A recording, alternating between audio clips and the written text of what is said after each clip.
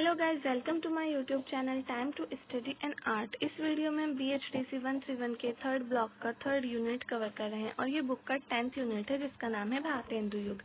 इस वीडियो में हम भारतेंदु युगीन साहित्य हिंदी साहित्य की विशेषताएं मतलब भारतेंदु युग में हिंदी साहित्य की क्या विशेषताएं थी उस टॉपिक पर डिस्कशन करेंगे। तो चलिए शुरू करते हैं। भारतेंदु युग हिंदी साहित्य में नवीनता के प्रवेश का युग था। साहित्य को नई राह पर लाने के लिए भारतेंदु द्वारा किया गया कार्य अति महत्वपूर्ण है। उस युग के सभी कवियों ने इसी कार्य को आगे बढ़ाया। मतलब भारतेंदु जी जब आए थे तो उन्होंने नए नए विषयों को हिंदी साहित्य में जोड़ा था, तो जिससे नवीनता आई थी।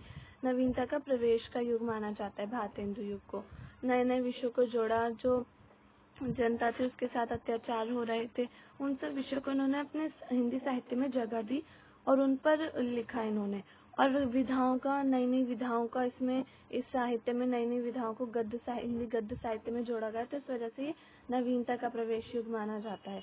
और भारतेंदु को देखकर उनके साथ के बहुत सारे कवि हो गए थे, जो उनका एक दल सा बन गया था, ग्रुप बन गया था, जिसमें बहुत सारे कवि आ गए थे जो भारतेंदु द्वारा चलाए गए जो कार्य था हिंदी साहित्य का विकास, उसी पर काम करते थे। हिंदी साहित्य की नई नई विधाओं का विकास करते थे और उसमें नए नए विषयों को जोड़कर वो भी ऐसे ही रचनाएं करते थे जैसे भारतेंदु जी करते थे।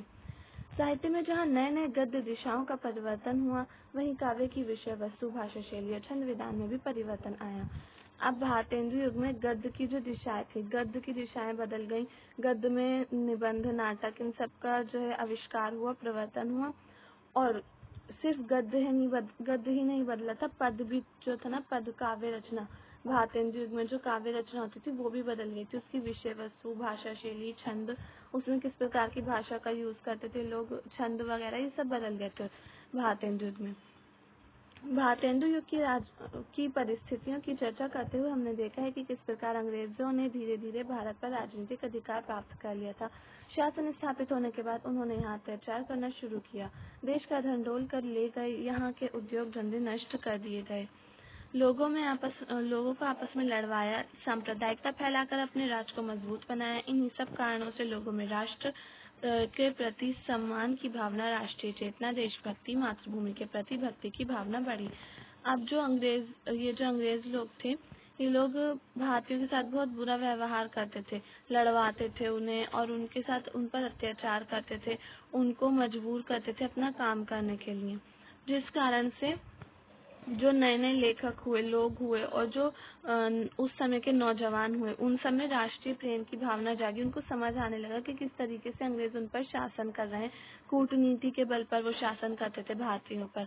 तो ये सब जो उस समय के नवीन मतलब नौजवान थे और लेखक थे और जो वो थे नेता वगैरह थे, इन लोगों को ये बात समझ आ गई थी। तो इनमें राष्ट्रीय प्रेम, राष्ट्रीय चेतना, देशभक्ति की भावना बढ़ने लगी। तो इन्होंने उसी के अकॉर्डिंग इन्होंने लिखना शुरू किया साहित्य। जो समय के लेखक थे उन्होंने साहित्य में उन्हीं विषयों को जगह दी ताकि और जो जनता है वो जागरूक हो। जो जनता उनकी वजह से अंग्रेजों की बातों में आकर लड़ रही है, मासूम भोली जनता, वो जागरूक हो और उन्हें पता चले कि किस तरीके से अंग्रेज उन पर अत्याचार कर रहे हैं। साहित्यकार इस दौर में पीछे नहीं रहे, उन्होंने इस कार्य के लिए साहित्यिक रचनाएं की। यही कारण है कि परंपरा से चली आ रही साहित्यिक प्रवृत्तियों में परिवर्तन आया। अब इसका फर्स्ट टॉपिक है विषय वस्तु। तत्कालीन लेखक चाहे गद्य लिख रहे हों या पद्य रचना कर रहे हों, सभी में विषय वस्तु की दृष्टि से बदलाव आया। मतलब जो लेखक थे उस समय के, तत्कालीन लेखक, उस समय के जो नए नए लेखक थे, वो चाहे या तो पद्य रचनाएं कर रहे हों या गद्य रचनाएं कर रहे हों, उनकी जो विषय वस्तु थी, लिखने का तरीका था, उसमें बदलाव आया उनका। यद्यपि काव्य रचना में परंपरा को भी स्थान दिया गया, लेकिन धीरे धीरे परंपरा का स्थान नवीनता ने ले लिया। स्वयं भारतेंदु ने प्राचीन परिपाटी के अनुसार रचनाएं की। वे भक्त कवि थे। परंपरा मतलब रीतिकाल से संबंधित रचनाएं भी हुई, भक्ति काल से संबंधित भी रचनाएं हुई शुरू में काव्य रचना में। लेकिन बाद में धीरे धीरे ये रचनाएं कम होती गई और कम होते होते नवीनता आ गई उनकी जगह पर। मतलब नए नए विषयों को जोड़ा गया और जो जनता थी उसके बारे में लिखा गया, उसके दुख दर्दों के बारे में। तो ये सब आ गया, धीरे धीरे से परंपरा का जो स्थान था वो खत्म हो गया। सबसे पहले भारतेंदु जी जो थे, वो वल्लभ संप्रदाय से, दीक्षित से वल्लभ संप्रदाय। तो इन्होंने भी शुरू शुरू में प्राचीन परिपाटी यानी कि राधा कृष्ण के ऊपर और भक्ति से संबंधित रचनाएं की शुरू में, लेकिन बाद में इन्होंने धीरे धीरे नवीनता का, इनकी जो रचनाएं हैं उसमें नवीनता देखने को मिलती है। इन्होंने नवीनता का एक दौर सा चला दिया था। अब ये सब मैंने पढ़ रही हूँ, ये सब इनके काव्य वगैरह हैं जिसमें बताया गया है कि किस तरह से इनकी शुरू में रचनाएं प्राचीन परिपाटी के अनुसार थी और बाद में कैसे नवीनता ने ले ली उसकी जगह। तो ये सब बताया गया है, मैं ये नहीं पढ़ रही हूँ, यहाँ से पढ़े। भारतेंदु ने सन 1884 ईस्वी में बलिया के ददरी मेले में भारत की उन्नति कैसे हो सकती है विषय पर भाषण दिया। यह भाषण नवोदित हरिश्चंद्रिका में छपा। इस भाषण में भारतेंदु ने देशवासियों से आह्वान किया कि वे आपस में मिलकर देश की उन्नति के लिए कार्य करें। मतलब अपने लेखों और कविताओं के माध्यम से उन्होंने जन जागरण का कार्य किया। ये जो नाटक था इनका बहुत फेमस भाषण था। इन्होंने जनता को जागरूक किया था और बताया था जनता को किस तरीके से देशवासियों को साथ में मिलकर अपने देश की उन्नति के लिए, अपने देश को स्वतंत्र करने के लिए काम करना चाहिए। इस नाटक में भाषण में इन्होंने बताया था। इस तरीके से उन्होंने जन जागरण के और कविताओं के माध्यम से उन्होंने जन जागरण का काम किया था। इन्होंने लेख लिखे, कविताएं लिखी, पत्रिकाएं, मैगजीन्स वगैरह, पत्रिका मैगजीन को ही बोलते हैं, मैगजीन, पत्र, ये सब चीजें इन्होंने लिखी जिस तरीके ताकि जनता जो है वो जागरूक हो, जनता पढ़े, जनता के बीच आए उनके पत्र, उनके लेख, तो जनता पढ़े और जागरूक हो। फिर भारतेंदु ने अपने नाटकों में जीवन के बीच से ली गई सामग्री का उपयोग किया। मतलब जीवन के बीच से ली गई सामग्री जो जीवन में दिखाया जाता था। उस समय के जो गरीब किसान थे और उनके जो जनता थी, भारत की समाज था, उस समय समाज में किस तरीके का जीवन जी रहे थे लोग, तो उनके जो जीवन था उसको नाटकों में दिखाया भारतेंदु ने। चंद्रावली नाटक में प्रेम का आदर्श सामने रखा तो नील देवी में पंजाब के एक राजा पर बाहरी राजा के आक्रमण का ऐतिहासिक वृत्तांत लिखा है। चंद्रावली भी इनका नाटक है, भारतेंदु का, और नील देवी भी। देश की दशा का मार्मिक चित्रण करके भारत दूरदर्शन नाटक में मिलता है। मतलब ये जो भारत दूरदर्शन नाटक है इनका बहुत इम्पोर्टेंट नाटक है, जिसमें इन्होंने देश की जो दशा थी, उस समय देश की क्या हालत हो रही थी, उसके बारे में दिखाया गया है इस नाटक में। नाटकों के माध्यम से उन्होंने सामाजिक पाखंड को उजागर किया। देशभक्ति पूर्ण रचना कर प्रेमघन ने जनता को जागृत किया। अब ये जो प्रेमघन थे, चौधरी नारायण प्रेमघन, इन्होंने भी देशभक्ति पूर्ण रचनाएं की जिससे जनता में देशभक्ति जागी, जनता जागरूक हुई। इसके बाद में ये सब नहीं पढ़ रही हूँ। इसके बाद दूसरा टॉपिक है भाषा शैली। तो उस समय की भाषा शैली किस प्रकार बदल गई थी, कैसी थी, ये सब देखेंगे हम इसमें। भारतेंदु पूर्व हिंदी साहित्य की भाषा में परंपरागत शैली अपनाई जाती थी। भारतेंदु युग में काव्य भाषा तो ब्रज ही थी, किंतु खड़ी बोली में भी रचनाएं होने लगी। मतलब भारतेंदु से पहले परंपरागत शैली ब्रज भाषा में रचनाएं होती थी, और शैली इनकी मुक्तक और प्रबंध काव्य, ये दो शैलियां थी इनकी, और भाषा इनकी ब्रज थी। अवधी भाषा और ब्रज भाषा, अवधी में कम रचनाएं होती थी, ब्रज में ज्यादातर रचनाएं होती थी। गद्य के लिए खड़ी बोली को संघर्ष करना पड़ा। तत्कालीन सरकार की हिंदी विरोधी नीति के कारण खड़ी बोली के विकास में बाधा आ रही थी।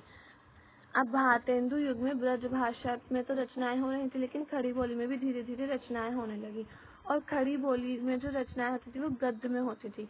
गद्य जो लिखा जाता था वो खड़ी बोली में लिखा जाता था, तो इसलिए खड़ी बोली को बहुत ज्यादा संघर्ष करना पड़ा, इसलिए क्योंकि खड़ी बोली उस समय कम चलती थी।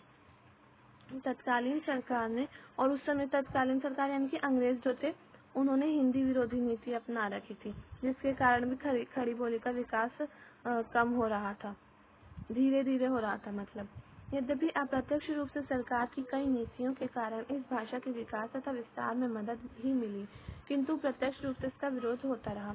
मतलब अप्रत्यक्ष रूप से जो हिंदी विरोधी नीति थी, उसके अप्रत्यक्ष रूप से तो हिंदी भाषा के विकास में मदद मिली, लेकिन प्रत्यक्ष रूप से उसका विरोध किया जा रहा था। राजा शिव प्रसाद सितारे हिंद तथा राजा लक्ष्मण सिंह ने इस भाषा के विकास के लिए कार्य किया था, किंतु भारतेंदु ने ही सही समय में इस भाषा के लिए सरल सुलभ राह निकाली। मतलब भारतेंदु से पहले राजा शिव प्रसाद सितारे सिंह और राजा लक्ष्मण सिंह ने भी हिंदी भाषा के विकास के लिए बहुत काम किए थे। लेकिन सही समय में और सही जो कह सकते हैं सुलभ सही सरल सुलभ सही जो राह निकाली वो भारतेंदु ने निकाली थी सही समय में। गद्य रचनाओं में बोलचाल की भाषा का प्रयोग कर उन्होंने इसे जनता के निकट ला दिया। अब जो गद्य की रचनाएं होती थी, नाटक, निबंध, उपन्यास, कहानी, इन्होंने इसमें भाषा का जो बोलचाल की भाषा थी उसका प्रयोग किया। अब जब बोलचाल की भाषा का प्रयोग किया तो जनता को ये सब समझ आने लगा। इन्होंने बहुत ज्यादा हार्ड भाषा का प्रयोग नहीं किया, इन्होंने इजी भाषा का प्रयोग किया जो जनता में प्रचलित थी। तो जनता को ये सब समझ में आने लगा, अच्छा लगने लगा और फिर जनता की रुचि बढ़ने लगी रचनाओं में, गद्य रचनाओं में जनता की रुचि बढ़ने लगी और जनता ने फिर अपनी रुचि दिखाई और फिर पढ़ना शुरू कर दिया सब, तो जिस वजह से हिंदी का विकास हुआ। तत्कालीन सभी लेखकों ने भारतेंदु द्वारा अपनाई गई नीति का ही पालन किया। भारतेंदु ने 2 प्रकार की शैली का प्रयोग किया। भावावेश के समय उनकी भाषा में छोटे वाक्यों का प्रयोग हुआ, पदावली सरल बोलचाल की हो जाती थी। अब जो नीति भारतेंदु ने अपनाई थी, बोलचाल की भाषा का प्रयोग किया था भारतेंदु ने अपनी रचनाओं में, वही उनके समय के जितने भी उनके साथ के लेखक थे उन सब ने भी वही नीति अपनाई। और भारतेंदु ने 2 प्रकार की शैली का प्रयोग किया। पहली, छोटे छोटे वाक्यों का प्रयोग किया भावावेश के समय, मतलब भावनाओं के समय उन्होंने छोटे वाक्यों का प्रयोग किया। और पदावली जो होती थी उनकी वो सरल बोलचाल की भाषा में होती थी। अब मैं ये सब इसके नीचे का जो है ये सब नहीं पढ़ रही हूँ, इसके आगे का पढ़ रही हूँ कि भाषा को उन्होंने किस तरीके से दूसरे शब्दों का भाषा में प्रयोग किया। भारतेंदु ने काव्य भाषा को सरल सुबोध बनाने का प्रयास किया। जनसाधारण प्रचलित शब्दों का प्रयोग करके काव्य को जन सामान्य के निकट लाया। उर्दू के प्रचलित शब्दों का प्रयोग भी किया गया। इस युग के कवियों ने हास्य व्यंग्य के लिए अंग्रेजी के शब्दों का भी प्रयोग किया, मतलब इन्होंने दूसरी भाषाओं के शब्दों का भी प्रयोग किया और बोलचाल की भाषा का प्रयोग किया जो मैंने अभी बताया, और जिसकी वजह से जनता के निकट आ गई, इनकी भाषा जनता के बीच आ गई। इन्होंने उर्दू के जो प्रचलित शब्द थे उनका प्रयोग किया अपने रचनाओं में, और जो अंग्रेजी के शब्द थे हास्य व्यंग्य के लिए इन्होंने अंग्रेजी के शब्दों का प्रयोग किया। जैसे इसमें देखने को मिल सकता है विष्णु, वारुणी, पोर्ट, पुरुषोत्तम, मध्य, मुरारी, शैपेन, शिव, गौरी, ग्रीश, ब्रांडी, ब्रह्म, विचारी। अब ये जो ब्रांडी है और शैपेन है, ग्रीश है और पोर्ट है, ये सब अंग्रेजी के शब्द हैं जिनका इन्होंने प्रयोग किया है अपनी रचना में। लोकोक्ति और मुहावरे का प्रयोग कर भाषा को सजीव और बोधगम्य बनाया गया। दोहा, पद, कवित्त आदि परंपरागत छंदों के साथ लोकगीत के छंदों का प्रयोग कर कविता को जन जीवन के निकट लाया गया। अब इन्होंने लोकोक्ति और मुहावरों का भी प्रयोग किया और दोहा, पद, कविता और परंपरागत छंदों का प्रयोग किया इन्होंने। परंपरागत छंदों के साथ साथ इन्होंने जो लोकगीत में छंद प्रयोग होते थे और कविताओं में जो छंद प्रयोग होते थे उनको भी कविताओं में उन छंदों का प्रयोग किया, और जिससे कि लोगों को वो सब अच्छे लगने लगे। क्योंकि लोकगीत क्या होते थे, जो लोग होते थे, जो औरतें होती थी सावन वगैरह में लोकगीत गाती थी, तो उनमें जो छंद प्रयोग होते थे उनका प्रयोग भारतेंदु ने किया। तो ये सब उन लोगों को जो लोग महिलाएं थी और पुरुष थे उनको अच्छा लगा, तो इस वजह से इनको जो बहुत ज्यादा फेमस हो गए थे भारतेंदु इसी वजह से, और हिंदी भाषा का भी विकास हुआ। लावनी, काजली, होली आदि छंदों का प्रयोग कर काव्य की भाषा जनसामान्य तक पहुंचाई गई। भारतेंदु द्वारा चरित वर्षा विनोद से काजली का ये उदाहरण प्रस्तुत है। मतलब ये नीचे दे रखा है, मैं नहीं पढ़ रही हूँ, मैं पढ़ रही हूँ नीचे का। इस प्रकार भारतेंदु युगीन हिंदी साहित्य में जहाँ साहित्य में नवीन विधाओं का समावेश हुआ, वहीं नए नए विषयों को लेकर रचनाएं हुई। विशेष रूप से तत्कालीन समस्याओं को लेकर साहित्यिक रचनाएं हुई। काव्य में परंपरागत विषयों को बनाए रखा गया, वहीं तत्कालीन आवश्यकता के अनुकूल भी रचनाएं हुई। भाषा को जनसामान्य के निकट लाने के लिए प्रचलित शब्दों का प्रयोग किया गया। छोटे छोटे वाक्यों की रचना कर भाषा को सरल और बोधगम्य बनाया गया। साहित्य जनसाधारण तक पहुंचने के लिए लोकगीतों पर आधारित छंदों का प्रयोग किया गया। उर्दू और अंग्रेजी के शब्दों का प्रयोग भी भाषा को सरल और बोधगम्य बनाने के उद्देश्य से किया गया। ये सब मैंने आपको अभी ऊपर बता दिया है, सब एक एक करके सारे पैराग्राफ में जितनी भी बातें इसमें लिखी हैं उन सबके एक एक पैराग्राफ में बता दिया, फिर भी मैं थोड़ा बहुत बता देती हूँ। भाषा को सबसे पहले तो उन्होंने भाषा को जनता के जो नवीन विधाएं थी, जैसे कि निबंध, उपन्यास, नाटक वगैरह, ये सब नवीन विधाएं थी, तो इसमें इन्होंने नए नए विषयों को जोड़ा। और जो काव्य रचना थी, काव्य में भी नए नए विषयों को जोड़ा गया। और परंपरागत विषय जो थे उनको भी, उन पे भी रचनाएं होती थी काव्य में, लेकिन जो तत्कालीन आवश्यकता के अनुसार, उस समय की जो आवश्यकता के अनुसार जो विषय थे, मतलब जनता के अत्याचार वगैरह, इन सब विषयों पे भी रचनाएं, इन सब विषयों पर रचनाएं ज्यादा हुई। जो पुराने परंपरागत विषय थे उन पर कम हुई, लेकिन हुई उन पर भी रचनाएं। और जनता के जो भाषा थी, जनता के निकट लाने के लिए उसमें शब्दों का, जो बोलचाल की भाषा के शब्द थे उनका प्रयोग किया गया। छोटे छोटे वाक्यों का, छोटी छोटी बातों का, छोटे छोटे वाक्यों का प्रयोग किया गया। और सरल, जैसे कि भाषा उनकी सरल लगे। और लोकगीतों का प्रयोग किया गया। लोकगीतों पे आधारित जो छंद थे उनका प्रयोग किया गया, जो मैंने अभी ऊपर ही बताया है। और उर्दू हिंदी के शब्दों का प्रयोग भी इसलिए किया गया है भाषा में, ताकि भाषा को सरल बना सके, वो लोगों के समझ में आ सके ज़्यादा जल्दी अच्छे से। क्योंकि उस समय उर्दू और अंग्रेजी और हिंदी तो कम थी, लेकिन उर्दू और अंग्रेजी चल रही थी। उर्दू भी लोग बोलते थे उस समय, तो लोगों को उर्दू और अंग्रेजी के शब्दों का भी प्रयोग इसलिए किया गया ताकि लोगों को वो अच्छे से समझ आ सके। सो गाइज, आज की वीडियो में सिर्फ इतना ही। अगर आपको मेरी वीडियो पसंद आई हो तो प्लीज़ मेरी वीडियो को लाइक करें, शेयर करें एंड चैनल को सब्सक्राइब करना ना भूलें। कमेंट्स करके ज़रूर बताएं आपको मेरी वीडियो कैसी लगी।